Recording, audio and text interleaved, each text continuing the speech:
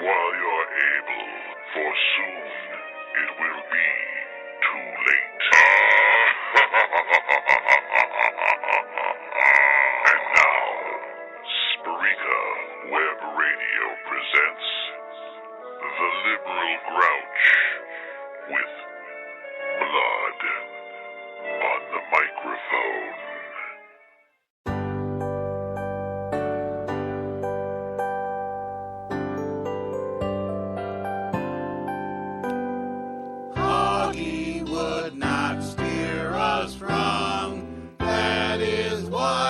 Sing this song.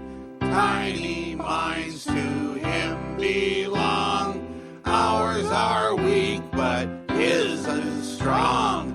'Cause Hoggy said so.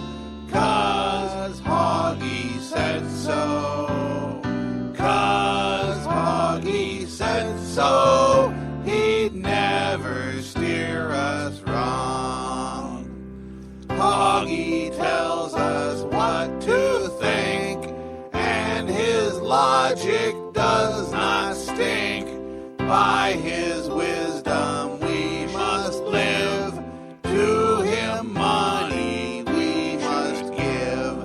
'Cause Hoggy said so. 'Cause Hoggy said so. 'Cause Hoggy said so. He'd never steer us wrong. We must never once complain.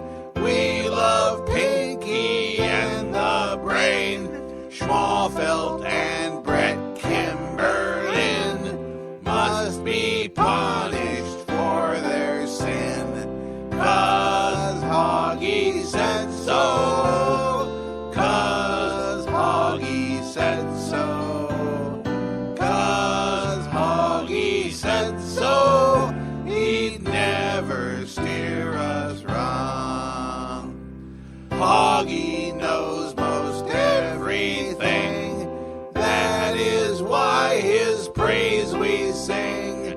He would never lie to those who would gladly lick his toes. 'Cause Hoggy said so. 'Cause Hoggy said so. 'Cause Hoggy said so. He'd never steer us wrong.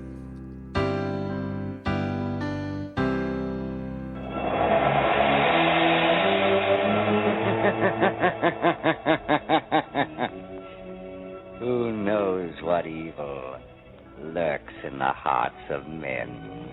The Liberal Grouch knows. The Liberal Grouch, Bill Schmalfeld, a man of meager means, a student of science, and a master of other people's minds, devotes his life to righting wrongs, solving crimes, protecting the innocent, and punishing the guilty.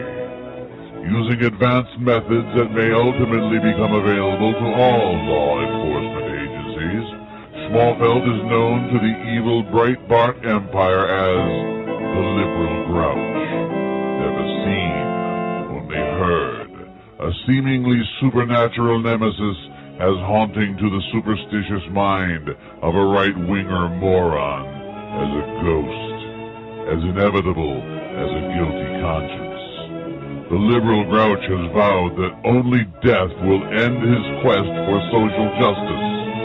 And when that day happens, and his voice is silenced, it will surely be as the result of blood on the microphone. Golly, I'm so sorry we missed the show yesterday. I got so involved with doing other stuff that the time just got away from me, and I got emails from friends of mine who were worried about me. I'm fine. Yeah, I fell the night before, but that really had nothing to do with why the show didn't go on the air. I just kind of blew it off, actually. I mean, it's not like I'm getting paid for this or anything. It's something I'm paying for, so I do it whenever I kind of have material to share. And we've got some material to share today. I believe, and I'm sure you'll agree, that revenge is a dish best served cold. But parody is a different matter. Parody is best served well done. And we're going to teach somebody today how to do a well done parody. Gosh, I hope he's listening. I know he is, because good times coming up. I'm just like everyone else in America. I've been on an antidepressant medication as long as I can remember. And it worked. Every morning I'd get out of bed, take my medication, and look forward to a bright new day full of promise and adventure. Then by the end of the day, the realization that I still had the same dead-end bullshit job, and my wife was still the nagging bitch she always has been, and my kids were still disobedient little brats, I go to bed every night just horribly despondent over the way my life was turning out. That's when I asked my doctor about Acceptitol. Acceptitol, fluvocertraperoxapam, has been clinically proven to eliminate emotions and expectations in adults. Now I take an Acceptitol every morning and nothing matters. My boss is a jerk? Meh. My wife cheats on me with the UPS guy? Meh. My kids are sniffing glue? Meh. I just don't care anymore. Acceptitol has been shown to cause explosive bloody diarrhea, congestive heart failure, dry skin, dry mouth, dry eyes, and bad breath in dogs. Don't take Acceptitol if you are driving, handling heavy machinery, or firearms until you know what effect Acceptitol will have on your inner rage. Acceptitol has also been shown to cause cancer of the liver, cancer of the anus, cancer of the heart, and sudden death from otherwise unexplained reasons. Don't take Acceptitol if you have a reason to wake up in the morning. Acceptitol should not be taken while drinking alcohol, smoking, or breathing. Ask your doctor about studies that show Acceptitol may be responsible for spontaneous combustion in people over 40. Acceptitol should never be taken in combination with any other drug. Your doctor does not have time to explain all the risks, so have someone read the tiny print in the FDA-required warning pamphlet to you. I used to want to kill myself. Now I just don't care. Thank you, Acceptitol. If you are just sick of it all but don't have the guts to kill yourself, ask your doctor if Acceptitol will help you. Not to be taken internally, externally, or sublingually. Available in 10-pound suppository form only. All right. If this show is going to be successful at all, we need to build my social media numbers. I don't do Facebook because, frankly, I'm not interested in Farmville or any of those other little games that everybody wants to play. I do have a Twitter account, however, and that is at Blood on the Mic. That is at Blood on the Mic. It's all one word. Mike is spelled M-I-K-E. At Blood on the Mic. It's a wide open profile, so you can join. And if I don't like you, don't worry, I'll just block you. And if you're rude or profane, you shall be reported. I also have a homepage that you need to start visiting. It's the Blood on the Microphone website, Blood Mike, one word, bloodmike.blogspot.com. There you will find some of the latest writings, as well as a Live 365 widget, which you can use to listen to classic episodes of Blood on the Microphone. Also, oddly enough, there's a PayPal donation button there, so you can help me defray the costs of broadcasting. And if you want to help out with legal fees and such, that's good. Also, there's a poll there on the right side widget. This week the question is, why did W.J.J. Hoag list Paul Krendler's address as his own? You see, when W.J.J. Hoag III applied for copyright protection for a particularly filthy blog post he purchased from Paul Krendler, he listed Krendler's address on the application as his own. When the U.S. Copyright Office issued the certificate, it listed Krendler as living in Westminster, Maryland with Papa Hoag. So why is that? Was it A, Hoag falsified the application? B, Krendler and Hoag are one and the same? C, Krendler is Hoggy Jr.? D, Connie Hoag is Krendler? And E, Connie Hoag is Hoggy Jr. So click one, and at the end of the week, we'll post the numbers. So anyway, go to the website, bloodmike.blogspot.com. Subscribe for regular email updates, and nobody will get hurt. And don't forget to follow me on Twitter, at Blood on the Mic, all one word, at Blood on the Mic. And then everybody can be happy. Yeah? Well, I gotta re-record that one. We've got a new website. It's a little easier to remember. End Times Tribune, all one word, endtimestribune.com. And that's our new home website. It's got all the other stuff I talked about, but it's endtimestribune.com. And I would love to hear from you on Twitter, at Blood on the Mic. Just at Blood on the Mic. What's wrong, Madge? You look irregular, out of sorts. I should say I am, Lucinda. I haven't taken a good dump in 3 days. Have you tried Phil's colon blow? Who the hell are you? I'm the Phillips colon blow lady. Well, that answers that. And take a look at this diagram. I love diagrams. Isn't this a radio commercial? See how a sink gets all plugged up with clogs of hair and grease? Yucky. I'll say the same thing happens to your colon. But instead of hair and grease, your colon is clogged up by cheese, hamburger, and French fries. Oh, dear. How do I get clean again? Simple. Drink 8 ounces of Phil's Colon Blow. It works just like those liquid drain cleaners, but without harming your delicate pipes. And the horrible taste will kill your appetite for days, giving your sensitive colon time to relax and heal. Give me that bottle. Wait, there's 2 things you gotta do first.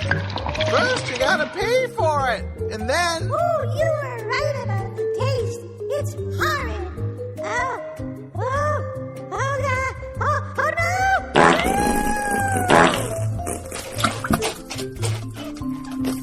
Jesus, Madge. You need to be sitting on the toilet when you take it. That's how fast it works. New Phil's Colon Blow. Available at supermarkets and drugstores near you. Clean up on aisle 3 and 4 and 5, 6.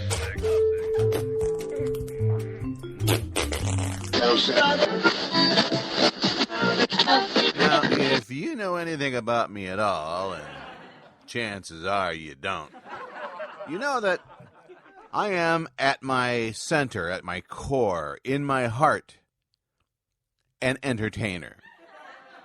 When I did radio programs, I tried to be funny. I tried to entertain. When I wrote opinion pieces for newspapers, I tried to be funny while making a point, and I tried to be entertaining. So why in the world would I do anything differently in my response to WJJ Hoag's motion to dismiss.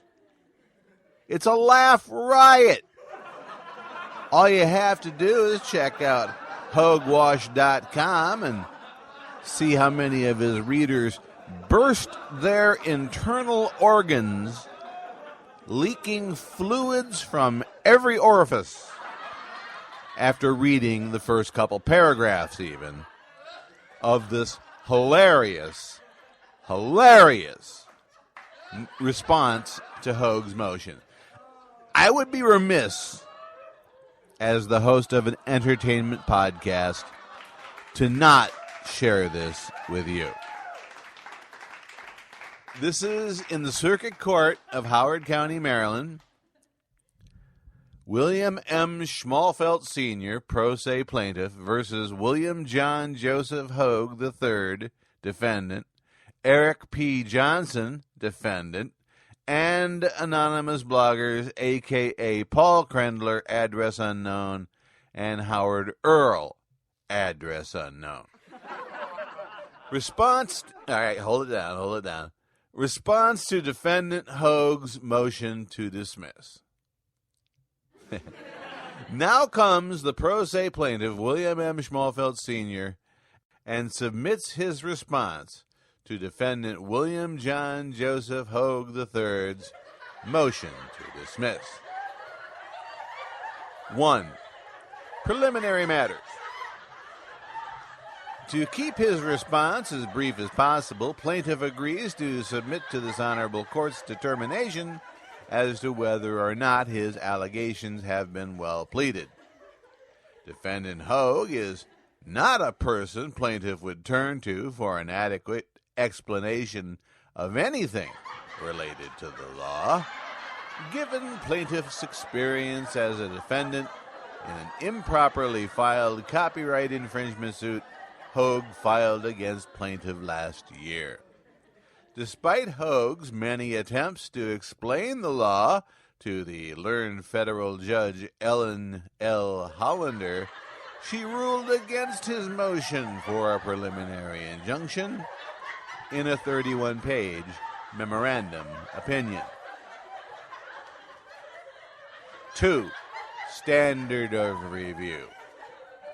Defendant Hoag tosses out references to the Supreme Court's rendering in Twombly and Iqbal Bell Atlantic Corps versus Twombly and Ashcroft versus Iqbal, which he uses to state, quote, in order to state a claim upon which relief can be granted, a pleading must not merely be a threadbare recital of the elements of a tort, but must be plausible. On that point, plaintiff agrees with defendant Hoag, which is why he was careful to lay out each allegation as thoroughly as allowed in the page constraints of a court filing. Plaintiff is not under any defendant-imposed obligation to lay out each and every element of his case, to provide all the evidence at this state of the instant case. Rather, plaintiff has hit the high points in his allegations and will leave the rest of the case to be decided by the jury. In an attempt to dismiss a complaint, a defendant must do more than just call the allegations conclusory charges. Plaintiff trusts this court to make that decision. It will be up to this honorable court to determine whether there is reason for this case to proceed to trial. 3. Defendant's motion to dismiss. Ordinarily, a complaint should not be dismissed for failure to state a claim under Federal Rules of Civil Procedure 12b-6 unless it appears beyond all doubt that the plaintiff can prove no set of facts in support of his claim that entitle him to relief. See Conley v. Gibson, Labrum v. Havel. The liberal pleading requirements of Rule 8a demand only a short and plain statement of the claim.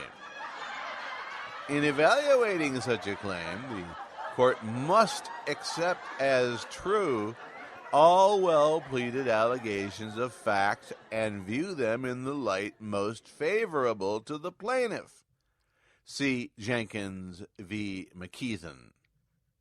Defendant Hogue has a very narrow definition of what defamation, libel per se, means in the state of Maryland.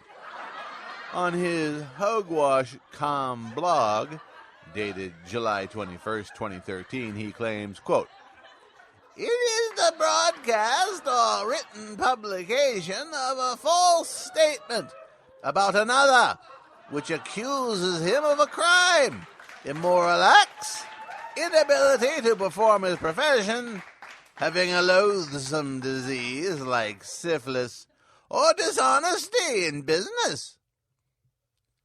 Even under this very narrow definition, plaintiff has a cause for action against Hogue, who takes every opportunity to threaten plaintiff with some sort of unnamed doom should plaintiff act on the defamation leveled at him on a daily basis by defendants. In the same blog entry, Hogue writes, "So let the cabin boy," that's me, "huff and puff. If he's sufficiently dumb enough to file a libel suit, he may find that the counterclaims will result in his own words blowing down his own house." In his motion to dismiss, Hogue asserts that because of Metro Media Incorporated v. Hillman, quote, "the truth is no longer an affirmative defense to be established by the defendant, but instead the burden of proving falsity rests upon the plaintiff."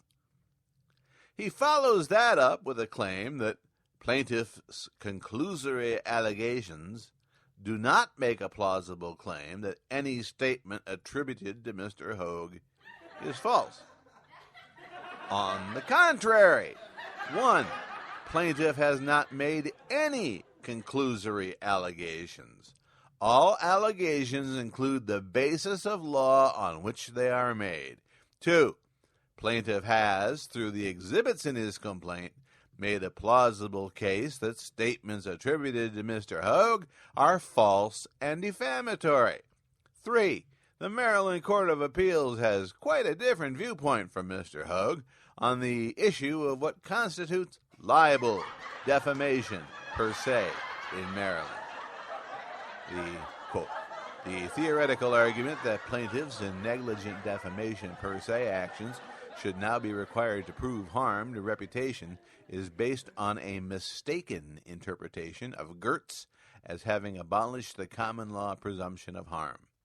That interpretation lacks textual support in the Gertz opinion and is not required constitutionally and does not serve the purposes sought to be achieved by Gertz. Moreover, there are practical policy reasons for retaining the presumption, and these should carry more weight than the theoretical considerations. That was in the Maryland Law Journal, issue 44. Therefore, Mr. Hogue's assertion that a plaintiff must prove harm and falsehood is debunked. However, that argument is rendered moot as plaintiff has proven harm, and the falsehood of defendant Hogue's defamation and all other allegations in the exhibits attached to the original complaint. There will be additional evidence presented when this case proceeds to trial, as defendant Hogue continues to defame plaintiff on an almost daily basis on his blog. For that reason alone, the motion to dismiss should be denied. 4. The U.S. Supreme Court's definition of obscenity should guide this court, not defendant Hogue's narrow, self-serving definition. The Supreme Court's definition of obscenity cannot be altered by Mr. Hogue's sensibilities. In Hoag's application of the Miller test to determine obscenity, he may as well be describing TV shows like South Park and Tosh.0, which contain imagery that some would find objectionable. There was nothing in the images Hoag describes that were any more obscene than a WWE wrestling match between two men. The fact that plaintiff employed artistic talent in photoshopping the images of Mr. Hoag and President Obama onto a soft R-rated photograph were meant to give artistic and political meaning to the graphic. Therefore, referring to my work as obscene is a matter of Mr. Hoag's opinion. And if Mr. Hoag wishes to apply 1973 and 74 standards to obscenity, well, that's his right. But Mr. Hoag should not have the right to tell this court or defame plaintiff by writing that plaintiff engages in the promotion and dissemination of obscene materials. That is defamatory and false. 5. How does one forge a document one claims from the start is not the genuine article? And what is defendant Hoag's definition of, quote, long history? Hoag did not say plaintiff had perhaps altered a document or two in an effort to make a point. He maintained that, quote, given Schmalfeld's long history, defamatory. In his motion to dismiss, Hoag includes but one example of plaintiff's alleged long history of altering documents.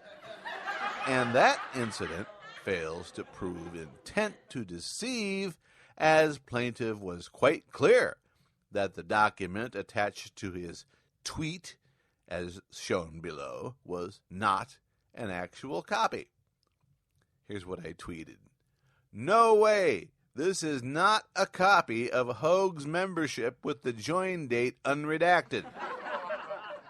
This is not a copy of Hoag's membership with the join date redacted.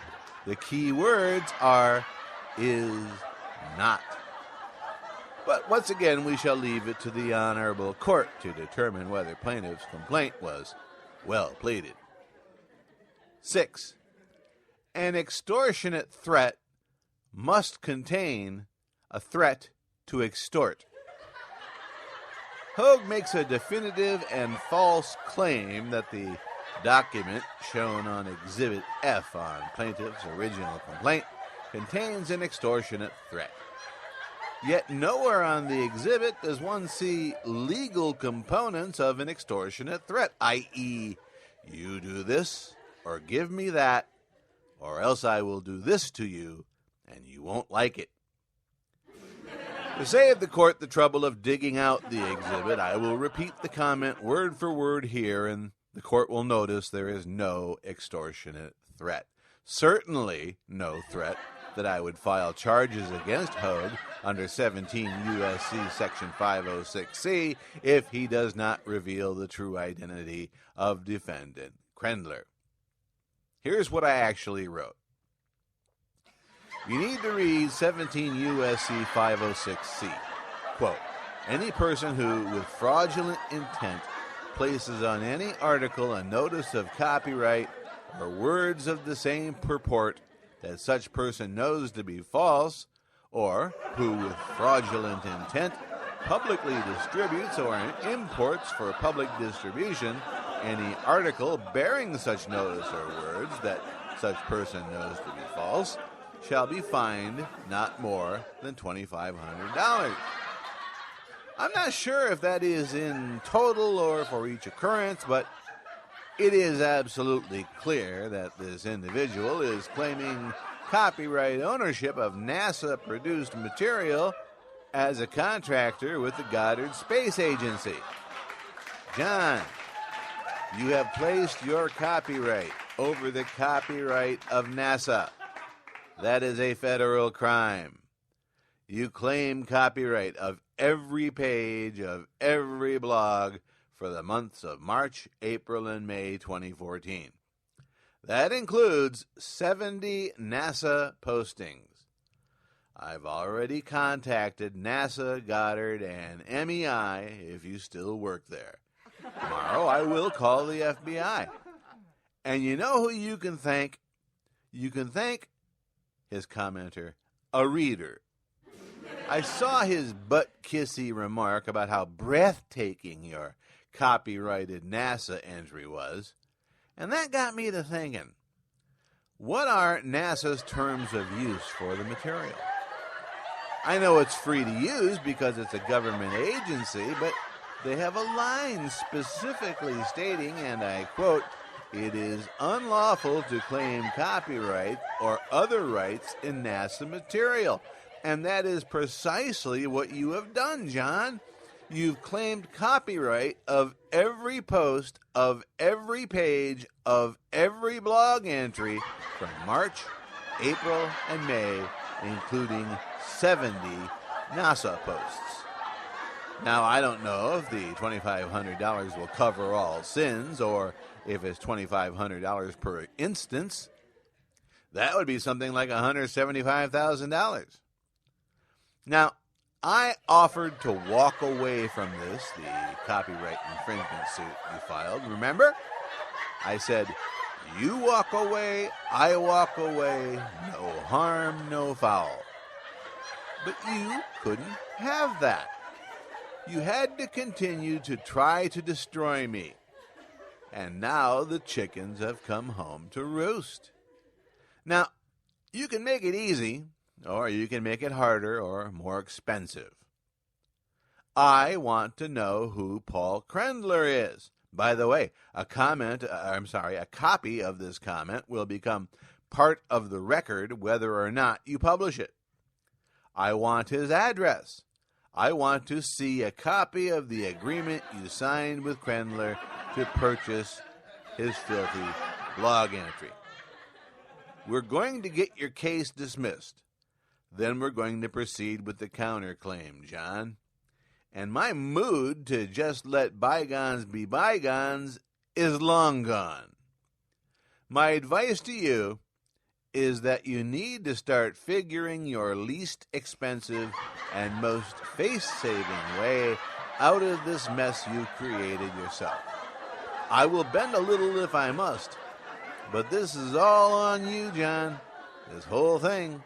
It's all on you, and you will have to pay. This comment lacks any of the elements defined by Maryland Criminal Law Section 3-7062B. Prohibited. A person with the intent to unlawfully extort money, property, or anything of value from another may not knowingly send or deliver or make for the purpose of being sent or delivered and part with the possession of a writing threatening to 1. Accuse a person of a crime or anything that, if true, would bring the person into contempt or disrepute, or 2. Cause a physical injury to a person, inflict emotional distress on a person, cause economic damage to a person, or cause damage to the property of the person. Plaintiff did not write, "Tell me who Krendler is, or I'll file charges." A little side note here, departing from the briefing for a moment. Nowhere do I say, "Tell me who Krendler is, or I'll do anything." Tell me who Krendler is, or I won't buy you any candy. Tell me who Krendler is, or I'll hold my breath till I turn blue. All I said was, I want to know who Krendler is. There's no quid pro quo there. So, back to the brief. Hogue is either misreading the comment or lying. A better example of an extortionate threat can be found on defendant's hogwash post on the morning of July 21st, 2015, when he wrote, quote, "Almost everything the cabin boy says has an expiration date. But if he really wants to drop this LOL suit, all he has to do is nothing. If he doesn't file an opposition to my motion, the court will grant it as unopposed and the suit will be dismissed. Of course, his mind is quite changeable, so he may want to go forward with the suit. If it survives the motion to dismiss, I guarantee that discovery will be, interesting. Yep, that's the right word. Interesting. Plaintiff agrees that discovery will be interesting, but the bogus DMCA takedown request, of course plaintiff does not deny sending a takedown request. Plaintiff included it in his exhibits with the original complaint. What plaintiff denies is Hoag's assertion that it was a false request. And once again, Hoag posts his copy of what he maintains is WordPress's response to my request. A review of plaintiff's exhibits proves that WordPress removed images plaintiff did not ask them to remove. They informed Hoag that they had removed the wrong images, which Hoag immediately and without cause assumed to mean that plaintiff had contacted WordPress and told them he, plaintiff, had made a mistake and the images should be republished.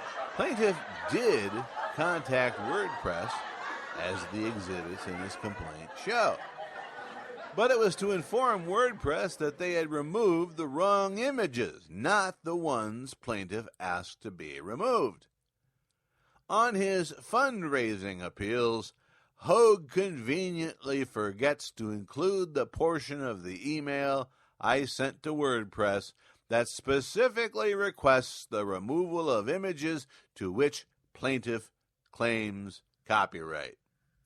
He's satisfied to let his readers believe that the NASA images were not removed as the result of a clerical error by WordPress, but instead were removed by a nefarious action by plaintiff. He continues to refer to plaintiff's bogus DMCA takedown.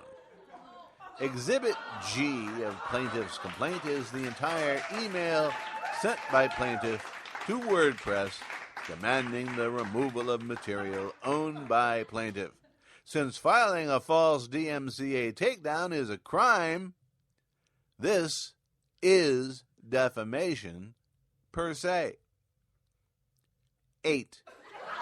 While one is entitled to his own opinions, one is not entitled to his own facts.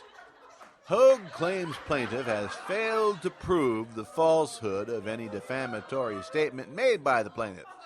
That should be made by the defendant, but it's a typo. Plaintiff counters that Hoag has failed to prove the truth of any of the defamatory statements made by Hoag. Hoag incorrectly cites a portion of case law when he writes, "In order to prove defamation, a plaintiff must show that the alleged defamatory statements were false. Quote, truth is no longer an affirmative defense to be established by the defendant, but instead the burden of proving falsity rests on the plaintiff. Metro Media Incorporated versus Hill." If that statement stood by itself, Hoag might have an argument. However, there's a reason why Hoag had to bracket and capitalize the T in the word truth, since there were other words before it. Plaintiff is aware that the Honorable Court does not need a pro se plaintiff to educate it on the Statement Second of Torts, Section 580B from 1977, specifically, one who publishes a false and defamatory communication concerning a private person or concerning a public official or public figure in relation to a purely private matter, not affecting his conduct, fitness, or role in his public capacity, is subject to liability.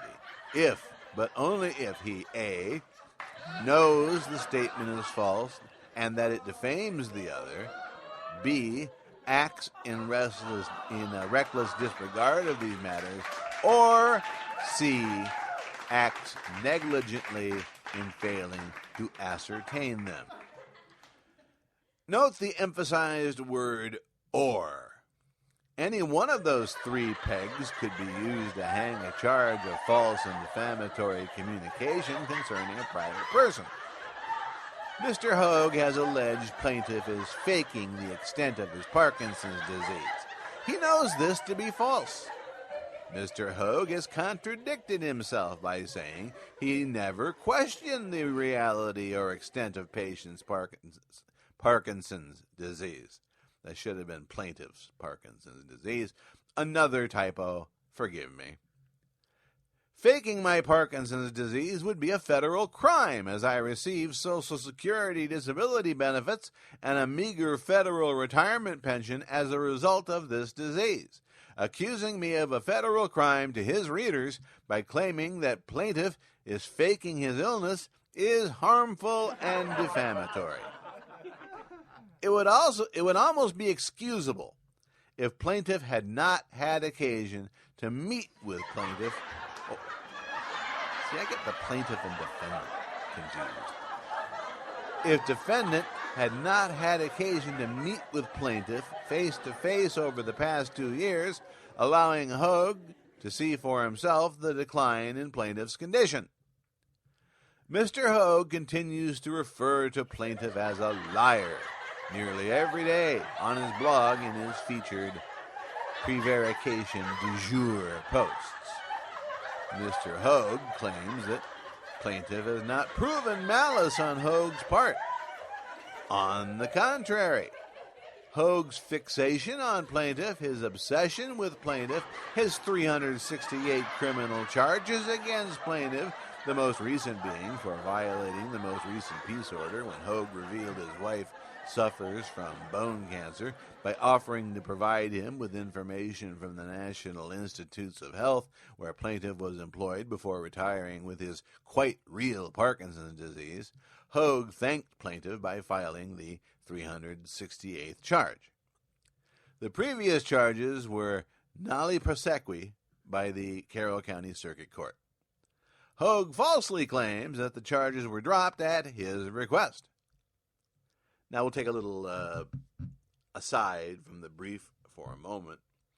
The lickspittles who attend to Hogue's every word like to post a tweet I made saying that Mr. Hogue has agreed to ask the state's attorney to drop the charges. Mr. Hogue can ask the state's attorney till he's blue in the face, but the state's attorney will drop the charges whether or not Hogue asks him to. Once charges are filed, the determination of whether or not to prosecute lies entirely with the state's attorney. You cannot say, he dropped the charges because I asked him to, because it's not true. Back to the brief. Plaintiff doesn't need to educate this court on the workings of a state's attorney's office and the fact that when a court commissioner prefers charges, only a state's attorney can decide whether to prosecute or not. 9. Plaintiff has more than established malice on the part of defendant Hogue. Mr. Hogue's malice is demonstrated in his blog on a daily basis. Plaintiff is referred to by a variety of derogatory nicknames. Hogue introduced into evidence at a recent show cause hearing a letter that he claims to have received from plaintiff that is clearly forged, and a handwriting analysis would certainly come to that conclusion.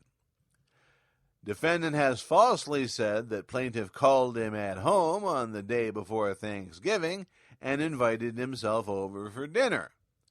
That call was proven to have originated from a professional phone prank website called prankdial.com, which identifies itself at the end of the call as being what it is.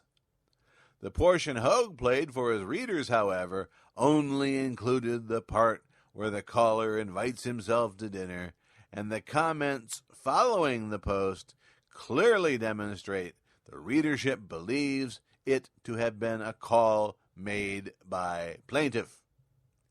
Mr. Hogue has demonstrated his malice by demanding a show cause contempt hearing for an innocent pingback from plaintiff's website in which he linked to a comment to Hogue's blog.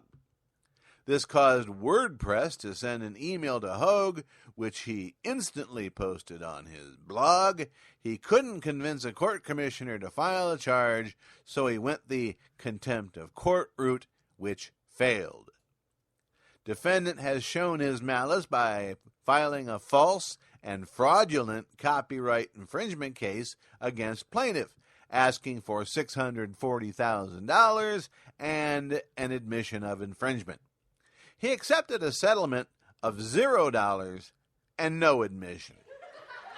Defendant demonstrated his malice by informing plaintiff face-to-face that he had no intention to follow through with an appeal of a denied peace order, knowing that travel from Elkridge to Westminster causes this stage 4 Parkinson's patient great discomfort. Yet when the day of the hearing arrived, with no prior warning to plaintiff that he had changed his mind, Hogue appeared in court and was awarded an uncontested peace order.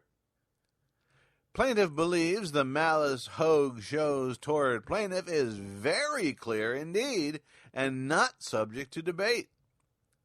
Plaintiff clearly showed in his complaint how Hogue and other defendants have painted him in a false light, as a person with an anal rape fetish based on 170 words in a 2,000-word Daily Kos article in 2012. They falsely claim he was fired from this non-paying position because of this article, when the truth of the matter is plaintiff's posting privileges were revoked for arguing with other readers.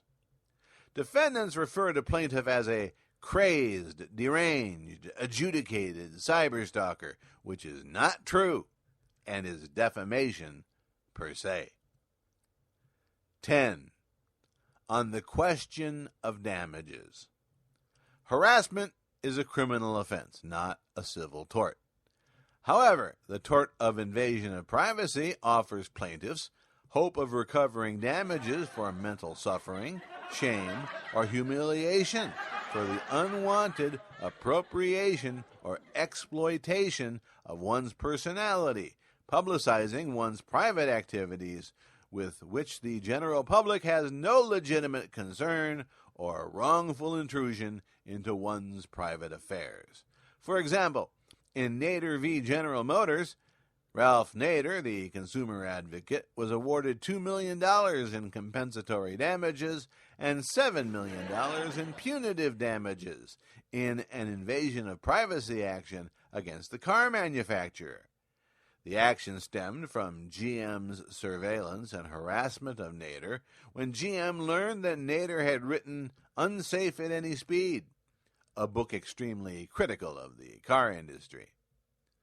Unlike the tort of defamation, in which damages are awarded to compensate the plaintiff for the harm to his or her reputation, in an invasion of privacy suit, it is the harm to plaintiff's dignity that is evaluated.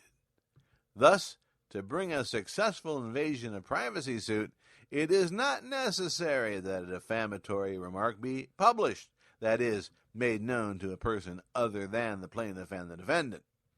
The plaintiff is the only one that is required to be aware of the intrusion, although the court must later also be convinced that he or she suffered mental distress.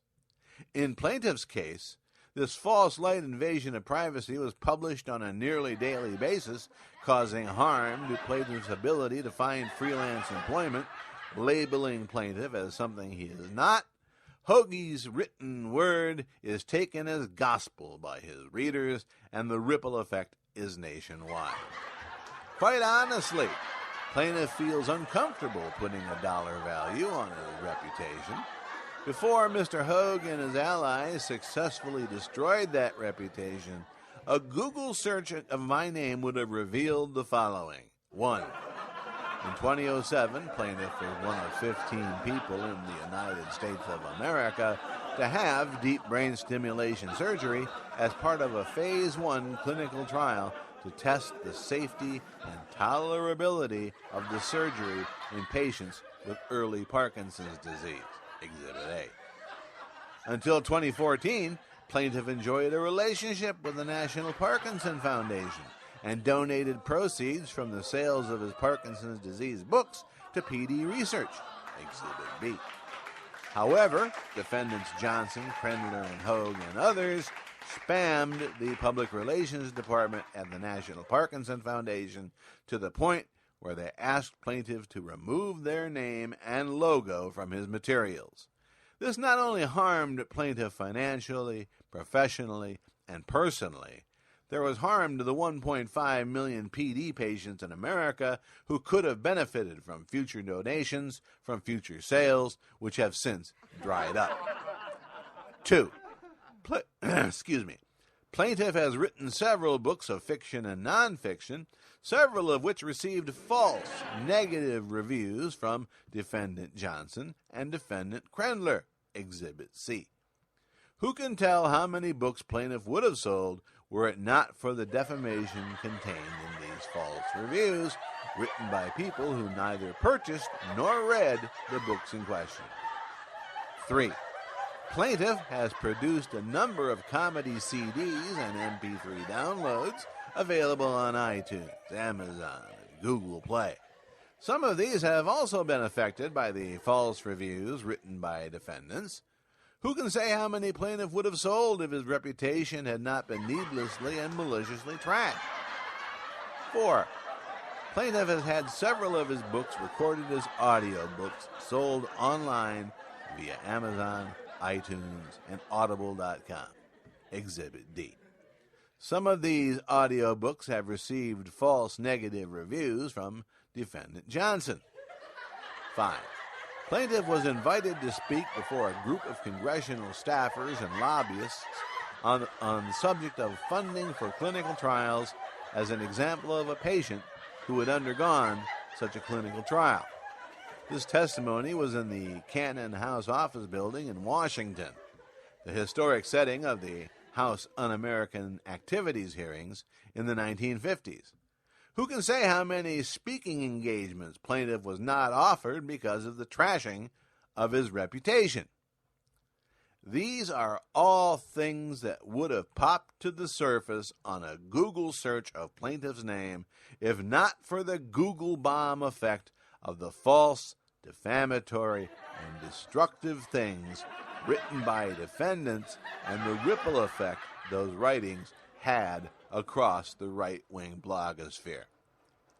In his complaint, plaintiff has asked for $800,000 in compensatory non-economic damages from each defendant due to the pain and suffering and inconvenience to plaintiff caused by each defendant, as set forth in the Maryland Courts and Judicial Proceedings Code, Title 11, Subtitle 1, Section 11, 108B2, small letter I, small two-letter I. Plaintiff has also asked for punitive damages in an amount deemed appropriate by the court for the actual malice displayed by each defendant in the carrying out of their systemic harassment of plaintiff.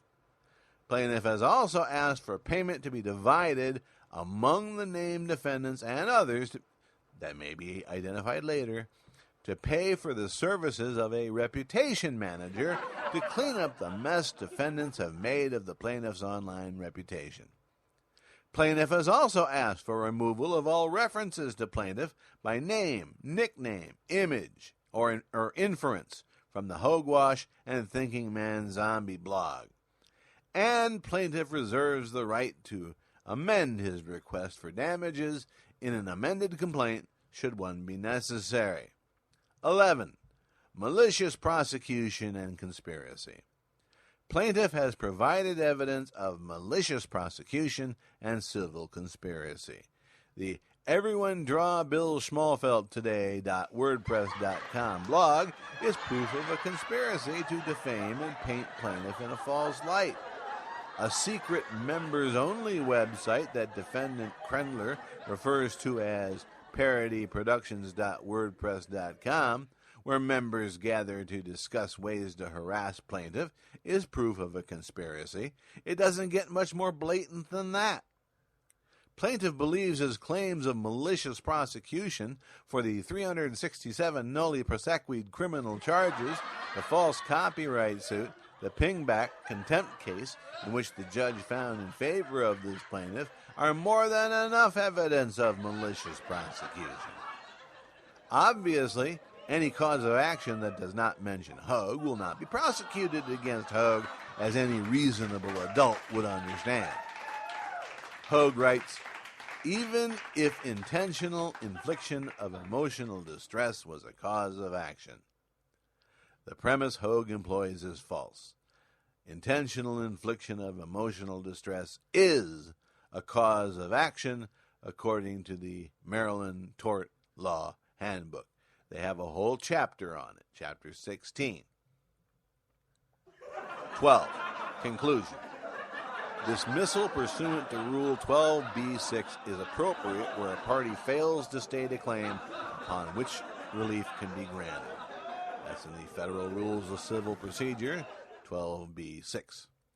Even in a civil rights case, a complaint need only include a short and plain statement of the claim showing the pleader is entitled to relief.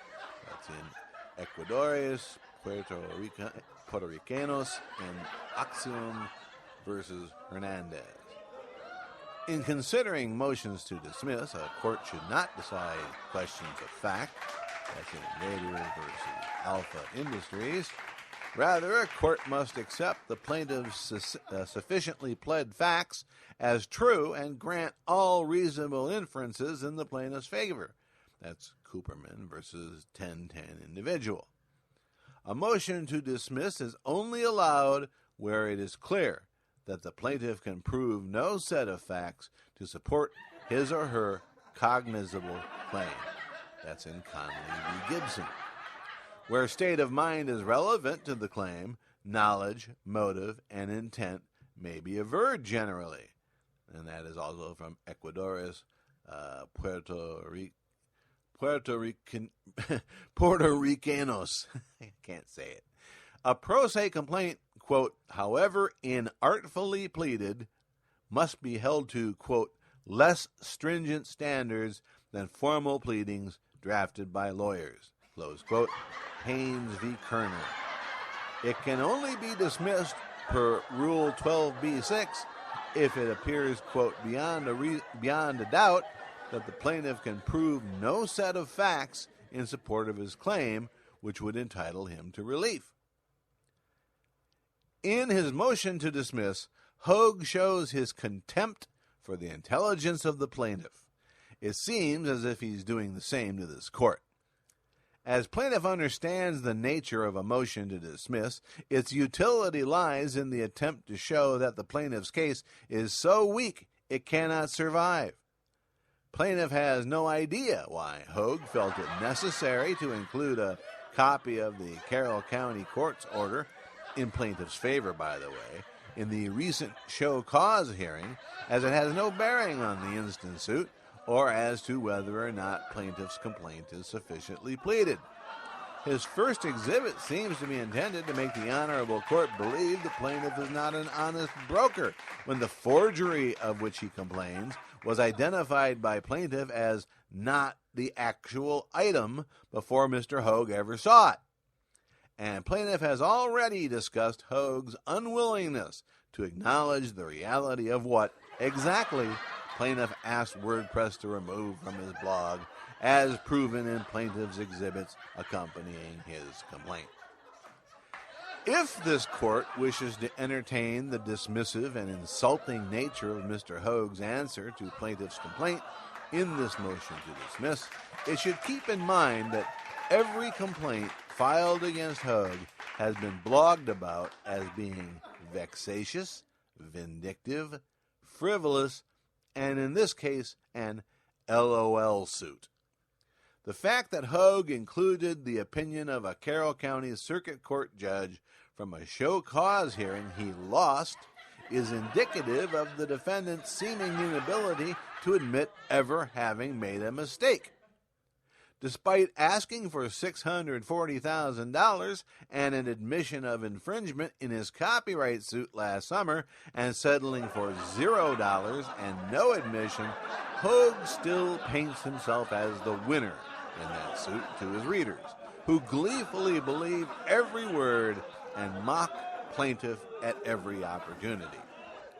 Therefore, as plaintiff has satisfied his burden to present his complaint with well-pleaded allegations and has named the damages which he has suffered, although no damage need be asserted or proved under the law of defamation per se, and with no concern for Hogue's threat of how interesting discovery will be, plaintiff respectfully asks that this court deny Hogue's motion to dismiss and proceed with the case. Thank you.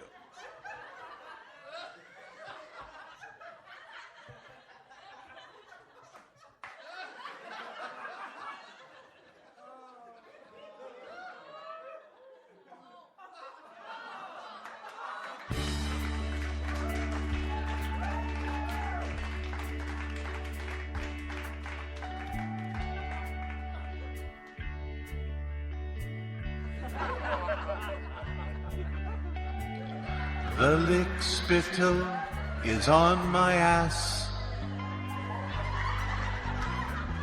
The lick spittles are on my ass. They're molding brains and crazy games and laughs. Got to keep the lemmings on the path. The lick spittle is in my face. The lick spittles are in my face. The hogwash blog ensures invective filth galore, and every day he pushes them for more.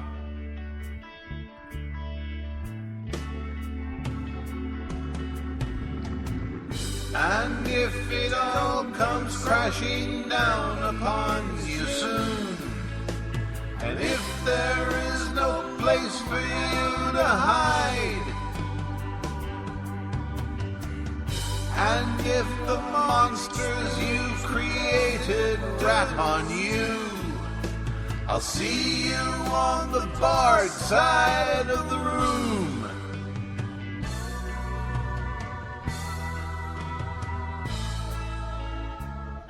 The lick spittle still wants me dead.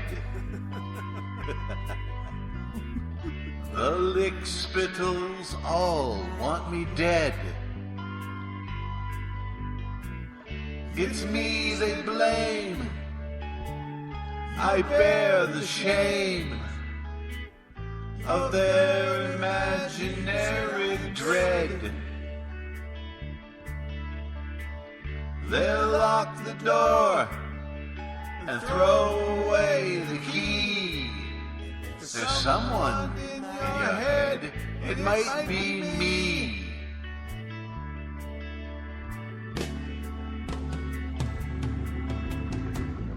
And in your madness, blunders and mistakes, you shout and no one seems to hear. And when your cellmate asks that you sing him show tunes, I'll see you on the barred side of the room.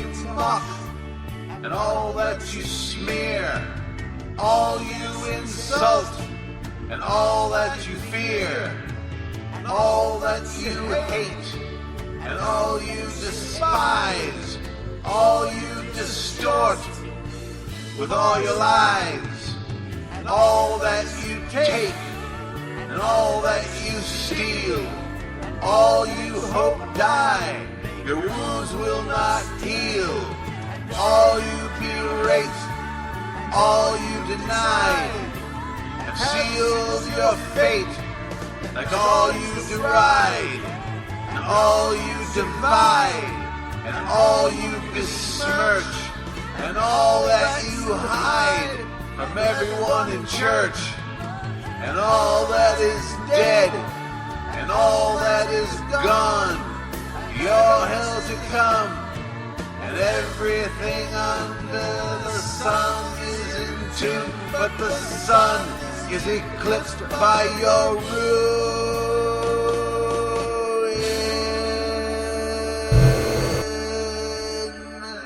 I guess I told you, huh? You're listening to Blood on the Microphone. I'm Bill Schmolfelt. Our show today is called Parody is a Dish Best Served Well Done. And, I don't know, I guess I have a little bit of problem here with somebody's wife facing a terminal illness being a subject of parody. I don't know, maybe it's just me. Maybe I have no sense of humor. That could be it. That's probably it. But I'm going to show you, coming up next, how parody is a dish best served well done. If you enjoy the witty comedy bits on this show, even the naughty stuff that professional moron Eric P. Johnson of Paris, Tennessee calls illegal, you can have your own copies of these choice bits of progressive funny stuff by logging onto Amazon, iTunes, Google Play, or wherever you purchase CDs or digital downloads online. Do a search for our host's last name, spelled SCHMALFELDT, and you will find a wealth of material recorded over the years for your amusement, and to insult the pinheads who support the harassing lawfare of WJJ Hogue III. Don't wait until after someone carries out their threats to murder Bill. The prices will be certain to skyrocket. Go to your favorite online place for ordering CDs or digital downloads. Search for SCHMALFELDT. Blow the cobwebs off of that credit card and show the right-wing dickheads that they are not the boss of you. Thank you.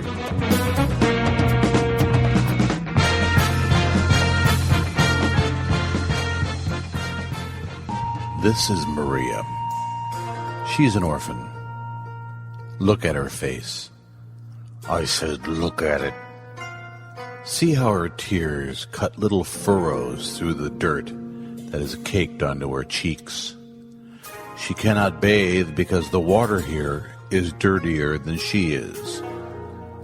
She is in pain from the parasites that are eating her from the inside out.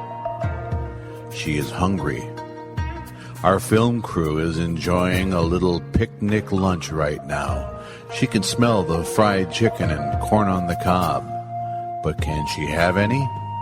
No, because she's a poor child, a child of poverty, an orphan who needs your help.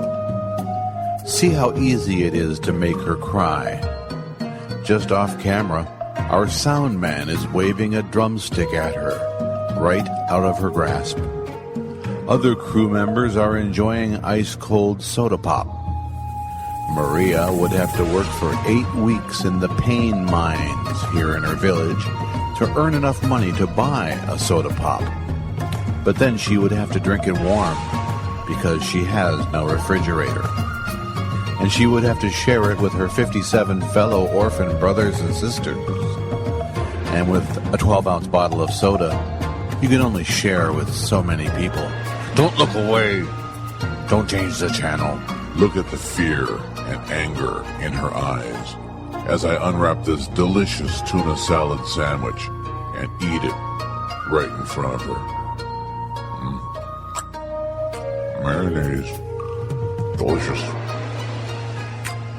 But the fish here are dirtier than Maria. Now, you might ask, how can a camera crew and an on-air talent enjoy a tasty picnic lunch when there is such hunger in the world?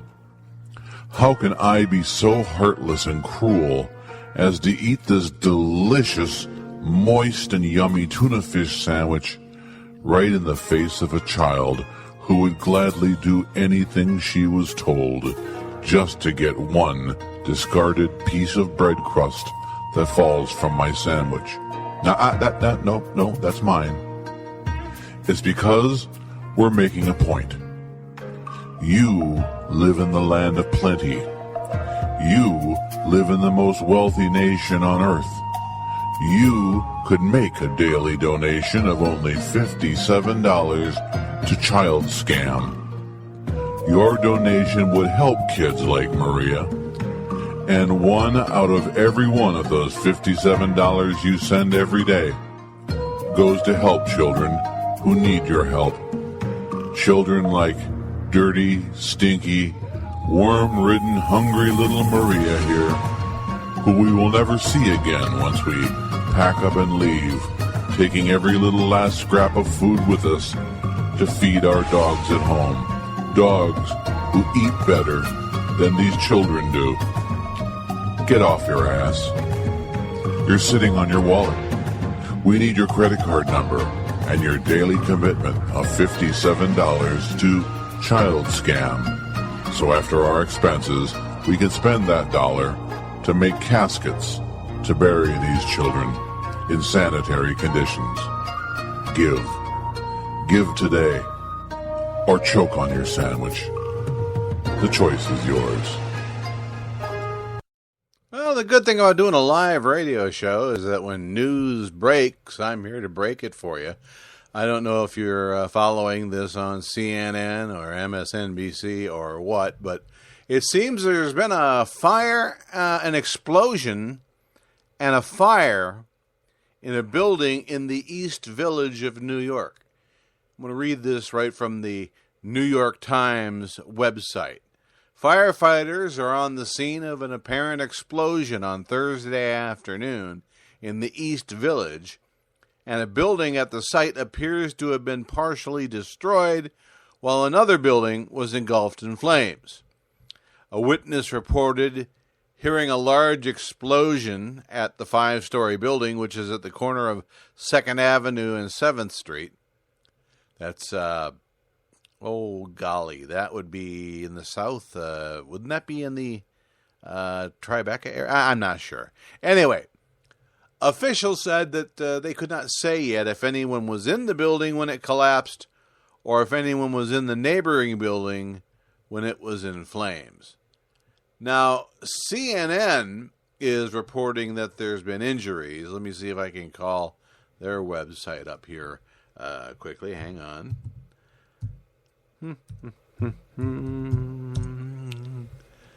Come on. Here we go. Yep, an explosion in Manhattan's East Village caused what officials called a possible building collapse. It's unknown how many people are injured, the fire department spokesperson said. So details are still coming in. Emergency personnel have been seen taking the injured away on stretchers. At least 200 firefighters are on the scene, and the official New York Fire Department Twitter account is describing it as a major building collapse. So stay tuned, follow your favorite news channel, and get the latest on this. It's kind of, I don't even know what to say. Yesterday we find out, or this morning we find out, that the co-pilot on an airplane with 150 people on it, locks out the pilot, and flies into a mountain. We've got Ted Cruz running for the United States of Jesus. We've got this explosion in the East Village. The fight against ISIS. Is it just me? Or are these times the end times? Does it seem like we're coming to the end of some sort of... I'm totally ad-libbing here. Does it seem like we're coming to the end of some sort of cycle that won't end well for anyone? Mull on that for a little while. I'll be right back. You like audiobooks, don't you? Of course you do. It's all the pleasure of reading, without the time-consuming strain and hassle of holding a book. And, eye strain, carpal tunnel syndrome, who needs that? This is why audiobooks have become so popular. Your genial host of this program, Bill Schmorfelt, has audiobooks you can purchase. Put on your parky face. Read by the author, is the telling of Bill's experience with Parkinson's disease. I Killed Osama and That Hussein Fella Too is a rollicking comedy fiction about a disgraced truck driver and his penchant for telling tall tales. The Miracle Boys of Slowpoke, Iowa is about two special brothers who don't know how special they really were. Baby's first book of socialist propaganda is a tongue-in-cheek storybook for progressive children. These books are brought to life by the considerable vocal talents of professional voice actors, David Winograd and Robert Armin.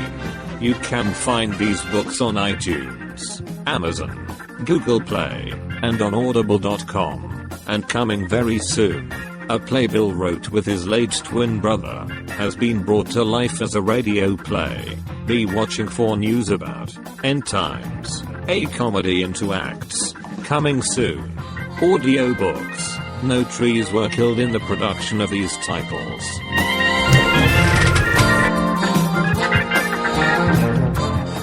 Want to remind you once again, you can reach me on Twitter at BloodOnTheMike. It's all one word, Mike spelled M-I-K-E, at BloodOnTheMike.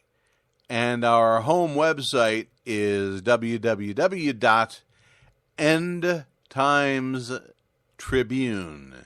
That's End Times Tribune. And I will keep you up to date for as long as we're on the air here about what's going on with this building collapse in New York City.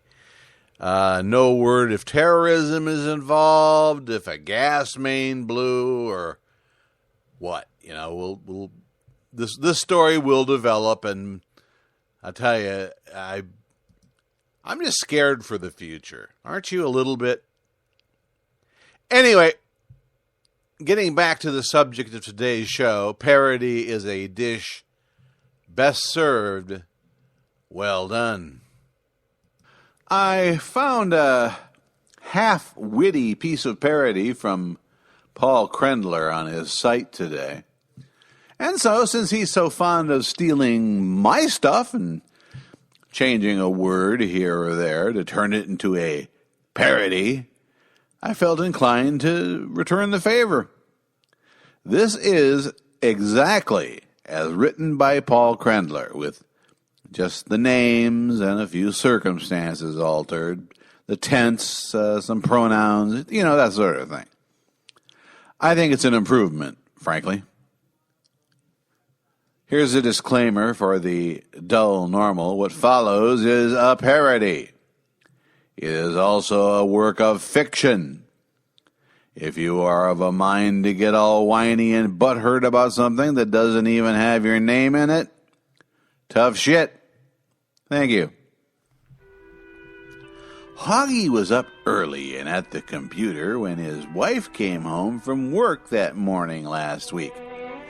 He was feeling pretty good, prepping for a new Pinky and the Brain blog post by going through the Twitter timelines and blogs of his most hated enemies.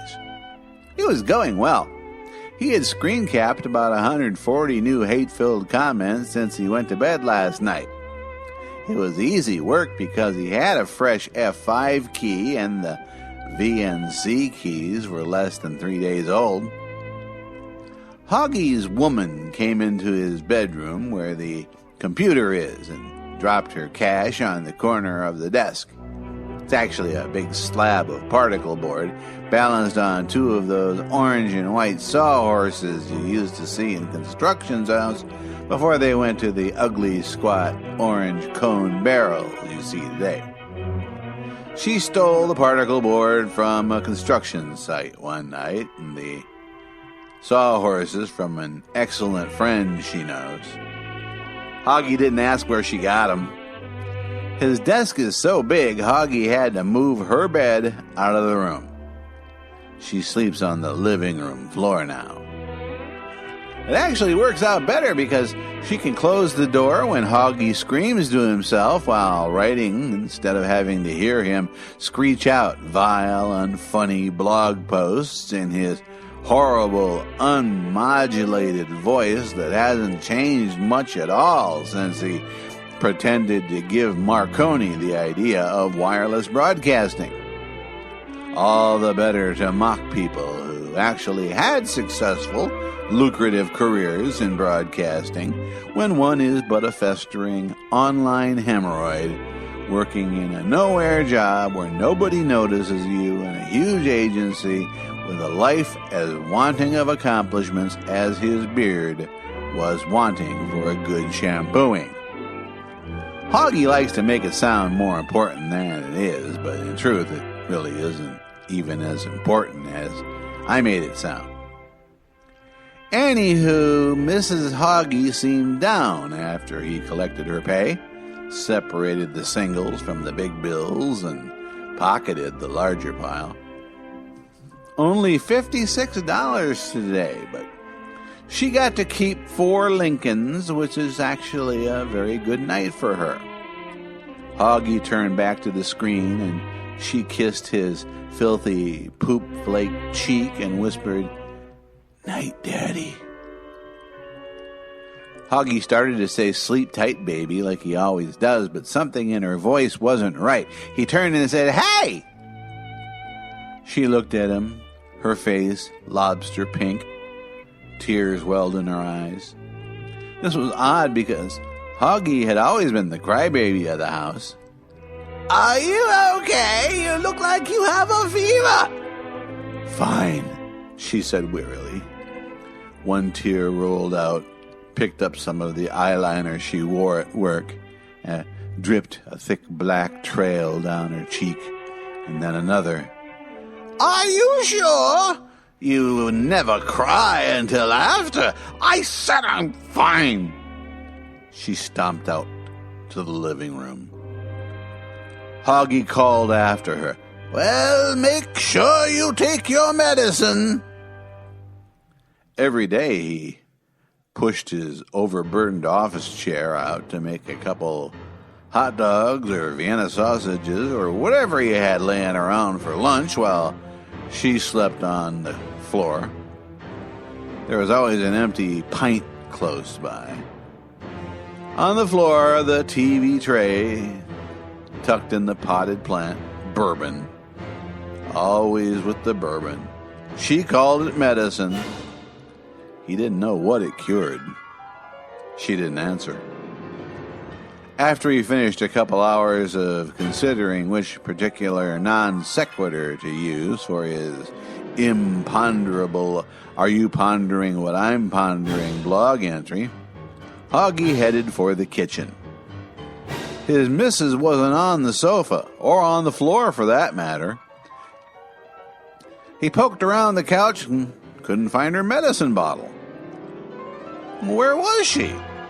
It wasn't like her to just go out and not say anything to him. He looked behind the couch, but she wasn't there. He opened the door and peeked outside, but she wasn't there either. Just the 17 neighborhood cats sitting on the hood of the neighbor's Subaru, all staring right at him. A normal state of affairs. That big Siamese in the middle obviously runs the show. That one's a fucking creepy bastard. He knew these cats were going to sneak in the house one night and suck his breath away. She wasn't in the kitchen making his lunch. He should have called the police to report her missing right then and there, but it was lunchtime, and those Vienna sausages and barbecue sauce weren't going to make themselves. Hoggy had signed up for Peapod grocery delivery last spring after his sweetie forgot to get barbecue sauce that one time. Now Hoggy never had fewer than 10 full jars in the house at the time. And it's great because Hoggy can't leave the house without setting off the ankle bracelet that notifies the police. And his honey Hoggy had deteriorated so much she could barely grip the bills to pull them out of her G-string at the end of the night. She can't hold a barbecue sauce jar at all. Peapod saved their marriage. So, Hoggy made his regular lunch, 2 cans of Vienna sausages with barbecue sauce, a big bowl of chocolate pudding, which he would blame for the brown, smelly flecks in his beard, Cheez-It crackers, and a nice tall glass of prune juice. It's his regular lunch for a good reason. Hoggy went back to his office/dungeon/bedroom to listen to Schmalfeld's podcast. He rarely starts the show on time. Hoggy thought himself the only listener. Schmalfeld did 90 minutes. Most of it was recycled contact, going back to hack at enemies like Hoggy, who continued to harass him to this day. He did 3-minute live bits of raging at Hoggy, which made Hoggy's tiny little pee-pee stir.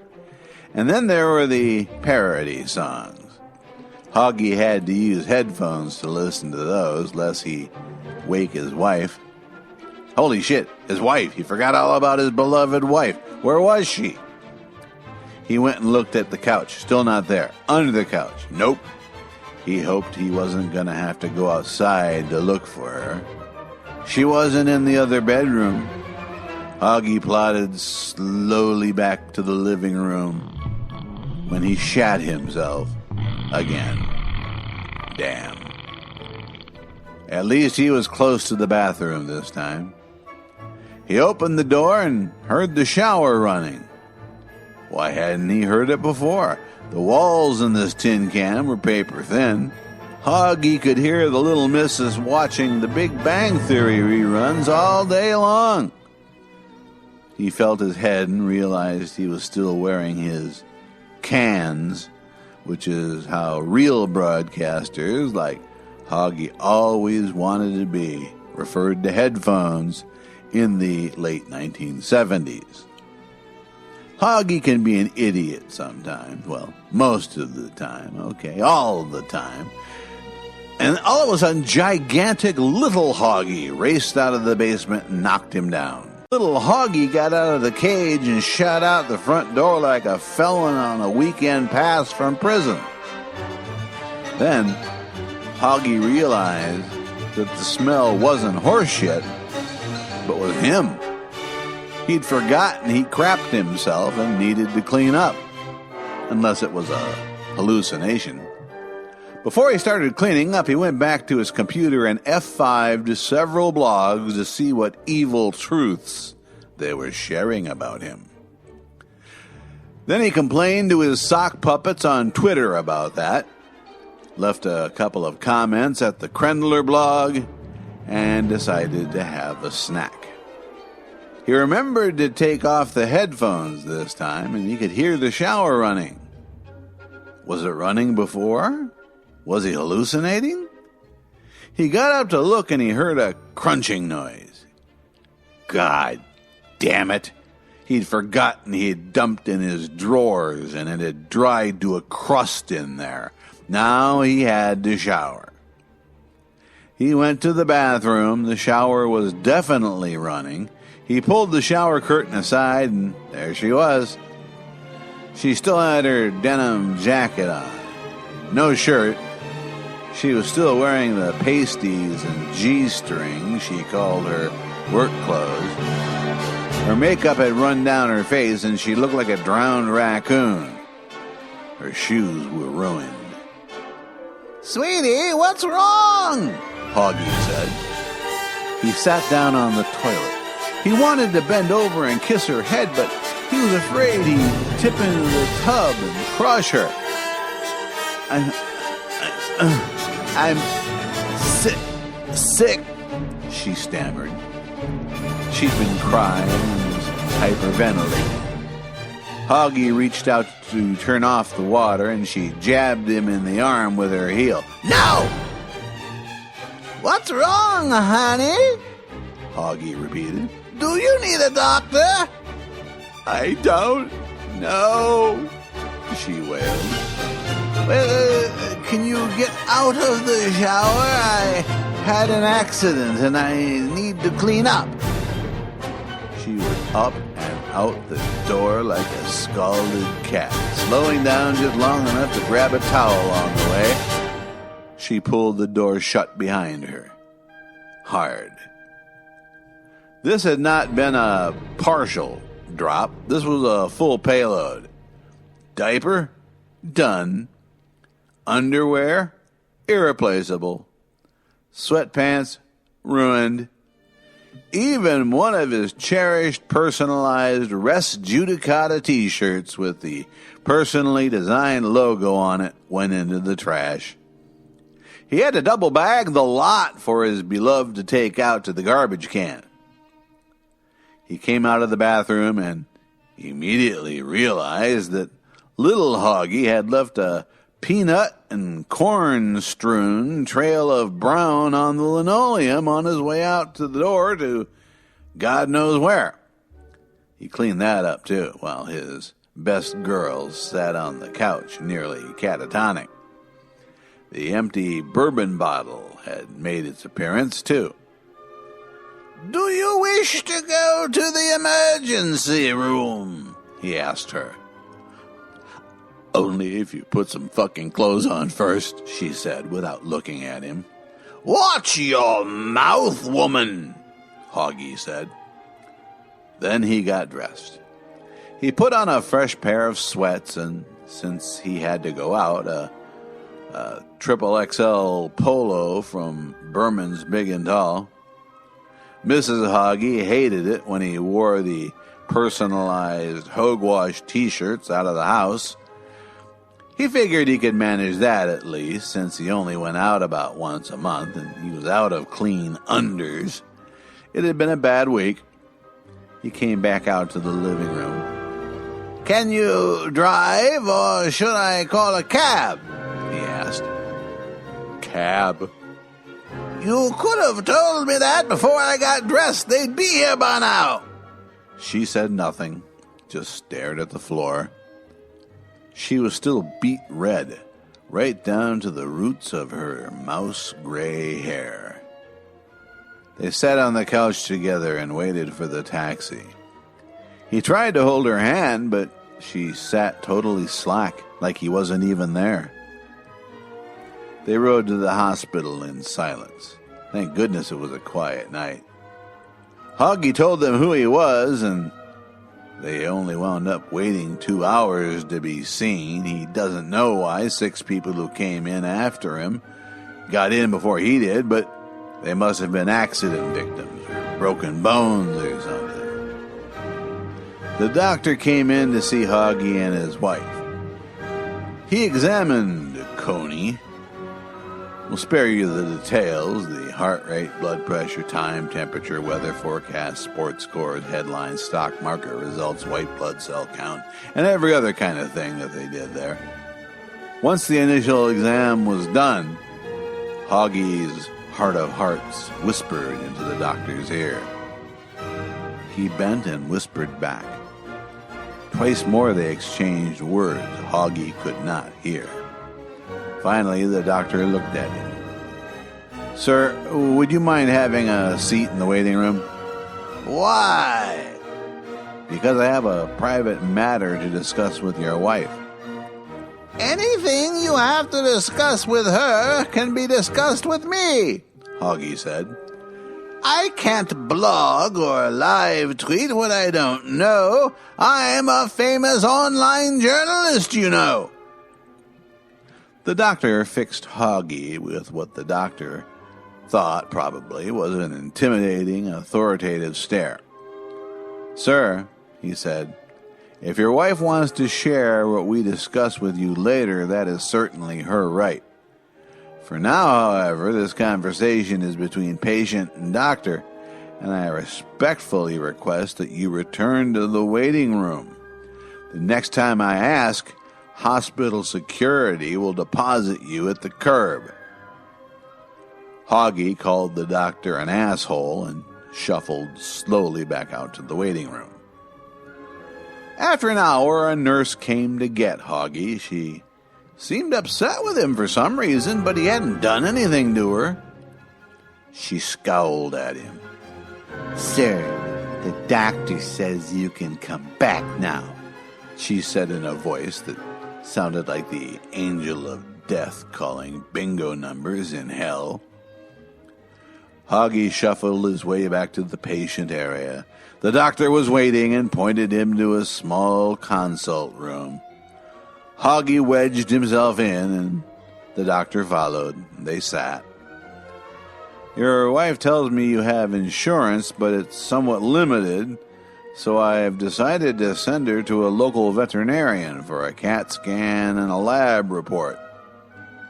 Hoggy started to object. "Oh, don't worry, she's a very good doctor. She lost her license for participating in an insurance fraud scheme with some activist deadbeat or something up in Bethesda. She'll treat you right." "What's wrong with my wife, doctor?" Hoggy asked. He fixed Hoggy with a dark look. "I'm afraid it's not good news. The tests from the vet will probably confirm this, but it appears to be a case of proto-ignominous." "What the bleeding hell is that?" "Your wife tells me you're a whiz on the internet. Why don't you look it up?" His voice was cold. He sounded like he would benefit from a phone call to his bosses by a rocket scientist with an axe to grind. "Well, what's the prognosis?" 4 months. Hoggy's jaw dropped. "She'll be sick for 4 months? Like this? Will she be able to work? Who's going to take care of me?" "Perhaps you don't understand. Let me clarify. Yes, she's going to be sick for 4 months. Yes, it's going to be exactly like this. Day-long crying jabs. No ability to function. Radical weight loss. She'll stop eating. She'll stop speaking. She may even move out if she has someplace to go that's away from you. And then, hopefully, after she's found some peace in your absence, she's going to die." Hoggy opened his mouth to speak, but there were no words. His little piglet was leaving. Forever. "But," the doctor waited. What?" Hoggy took out his iPad. He looked up proto-ignominous. WebMD called it death by humiliation due to terminal overbearing. Keep reading. You'll find this is one of the few diagnoses on WebMD that doesn't lead to cancer. They don't have to scare you because it's already terminal. "But I have contacts. I know a guy who can get her into clinical trials and studies. He still has friends that he can talk to Fed to Fed," Hoggy shouted. "I'm afraid not. This is a very new, very rare disease, and only appears under rare circumstances. As such, it gets very little attention from the medical community.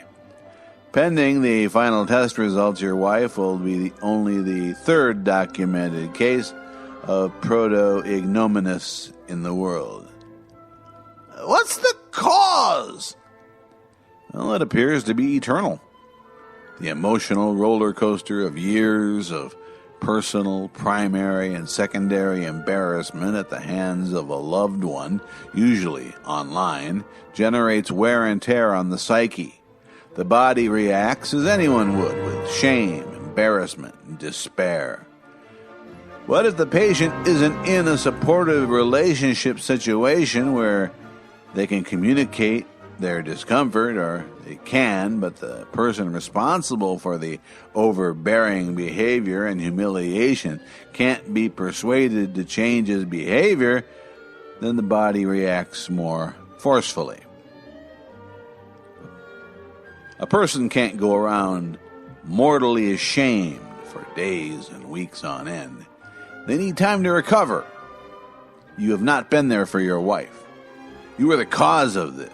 It's your blogs, your Twitter, your insistence on persecuting people who have done you no harm whatsoever.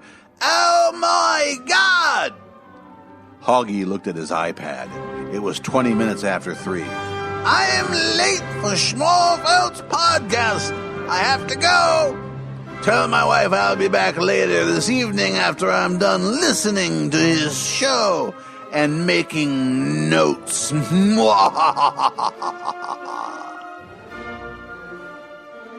there. See how much better parody and satire are when they're done correctly?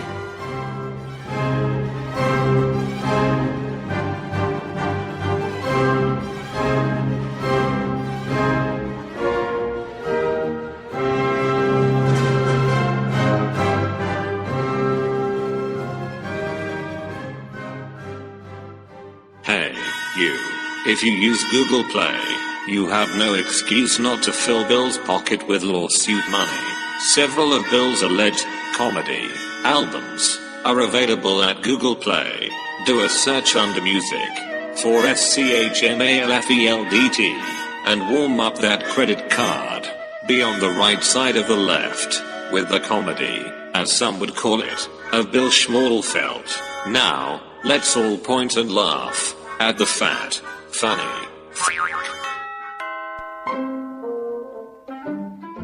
Honey, there's a package for you at the door. Gee, I wonder who it's from. There's no return address, but the postmark says it's from Slovenia. Golly, I don't know anybody in Slovenia. Well, what are you waiting for? Open it. I'm just naive enough to do that, honey. I mean, what else are you gonna do with a mysterious package sent from some unknown person in Eastern Europe? Well, what is it? Well, mercy sakes alive.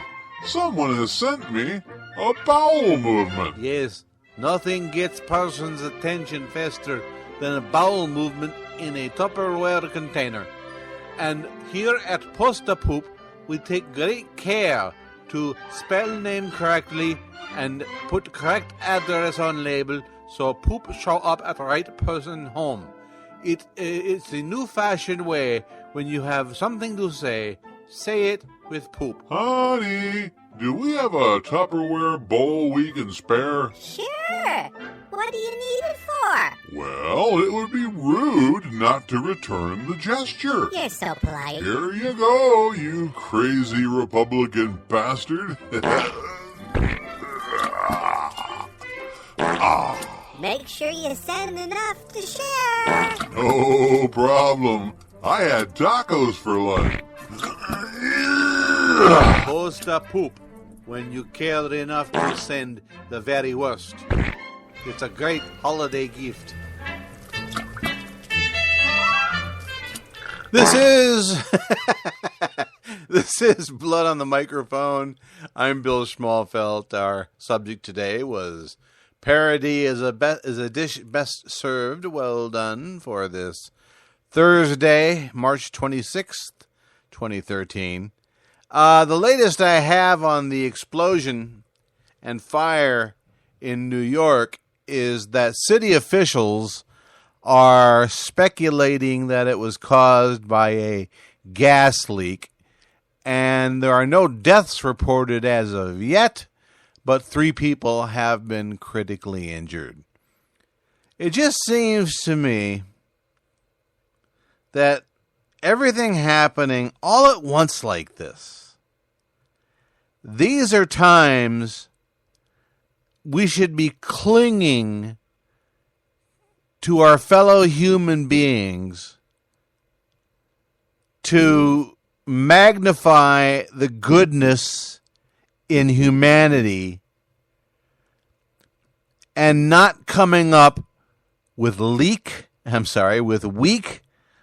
lame parodies about somebody's dying wife. Paul Krendler, I can hardly wait to find out what your real name is, and I'm gonna.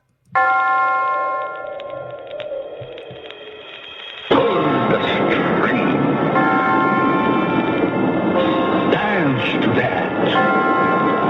Which one is greater for?